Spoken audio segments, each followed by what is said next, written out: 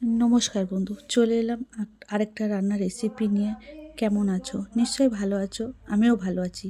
তো চলো আজকে রান্নারে কী দিয়ে করলাম, যে কালা মাছ এসেছিলো, মানে সেই মাছটা আজকে তোমাদের দেখাবো। সেই মাছে বকলেতে ঝোল। এই যে এটা অনেকটা কাতলা মাছের মতন দেখতে, কিন্তু কাতলা মাছ না, এটাকে কালা মাছ বলে। তোমাদের ওইদিকে কী মাছ নামে পরিচিত বলবে। আর তার সঙ্গে ছিল ছোট ছোট বাটা মাছ।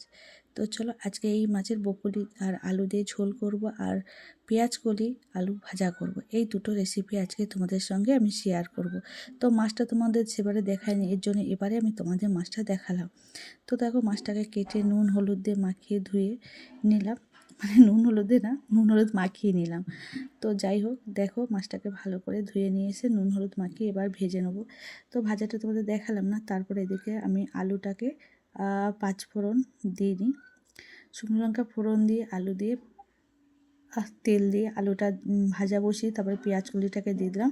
পেঁয়াজ কলি ভাজা আমার খুব ভালো লাগে। তোমাদের কেমন লাগে?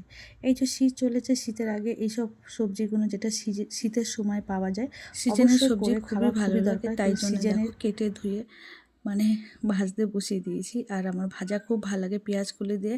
আমার আলু ভাজাটা খুব ভালো লাগে। তোমার পেঁয়াজ কলি অন্য রকমও সবজি হয়, তো অবশ্যই করে দেখাবো এক একটা রকমের।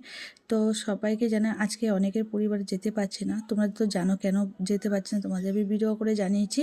তো এই দেখো এদিকে আমার ভাজাটা মোটামুটি হয়ে গেল, ভাজাটাকে নামিয়ে নেবো।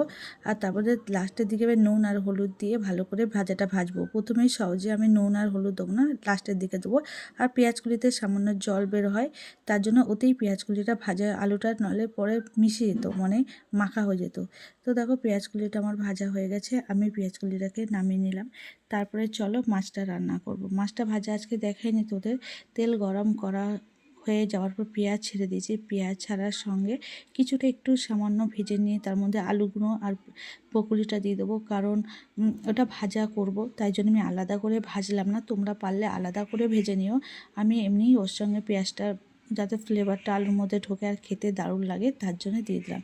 তারপরে বেটে রাখা আদা রসুন আর দিয়ে দিলাম, শুকনো লঙ্কা, তারপর নুন দিলাম, হলুদ দিলাম, দিয়ে ভালো করে এটাকে, আর জিরে গুঁড়ো দিলাম, তোমরা ধনে গুঁড়ো দিতে পারো। সব কিছু আমি দিয়েছি, আমার ভালো লাগছে। সামান্য জল দিয়ে আমি আমি মশলাটাকে সবজির সঙ্গে ভালো করে ভেজে নিচ্ছিলাম। তোমরা এরকম করলে কিন্তু, আর বকুলি তো সত্যি কথা বল কালকে কিছুটা করেছে, কিছুটা রেখেছিলাম মাছের ঝোলে দেবো বলে।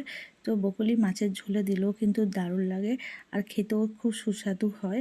অবশ্যই তোমরা করে খেয়ে, জ্যান্ত মাছের দিয়ে রান্না, আর পাতলা ঝোল হলো তার কিছু লাগে না, দারুণ হয় খেতে।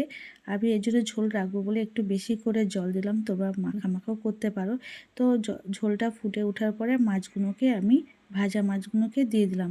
হয়ে গেল আমার আজকে রান্না। তো আজকে রান্না দুটো কেমন হয়েছে অবশ্যই কমেন্ট করে বলো, আর ভালো লাগলে অবশ্যই লাইক শেয়ার কমেন্ট করো। আর আমার এরকম নিত্য নতুন প্লেন রান্না দেখতে হলে অবশ্যই আমার পেজটাকে ফলো করে আমার পাশে থেকো। তো সবাই ভালো থেকো, সুন্দর থেকো। আবার দেখা হবে নেক্সট ভিডিওতে। ততক্ষণের জন্য টাটা, বাই বাই। সবাই ভালো থেকো।